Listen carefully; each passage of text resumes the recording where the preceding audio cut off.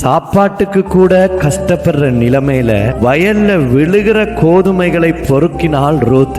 1, 2, 3 என்று வயல் முழுவதும் அலைந்து திரிந்து களைத்து போய் பொறுக்கி கொண்டிருந்த ரூத்துக்கு திடீரென்று பார்க்கும் பொழுது ஒரே இடத்துல அவள் நினைத்து கூட பார்க்க முடியாத அளவு கதிர்கள் கொட்டப்பட்டிருந்தது. இப்படியே அள்ளி பொறுக்கினால், வீட்டுக்கு கொண்டு போனால், சாப்பிட்டு திருப்தி அடைந்து சந்தோஷமாயிருந்தார்கள்.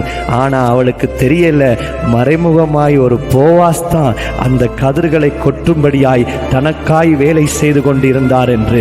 எனக்கு பிரியமானவர்களே, இன்றைக்கும் நம்முடைய வாழ்க்கையில சில ஆச்சரியமான நன்மைகளை நாம் காணும் பொழுது நாம் சந்தோஷப்படுகிறோம். ஆனால் நமக்கு தெரியாமலே நம்முடைய தேவனாகிய கர்த்தர் நம்மை ஆச்சரியப்படுத்த, நம்மை சந்தோஷப்படுத்த நமக்காய் வேலை செய்து கொண்டிருக்கிறார்.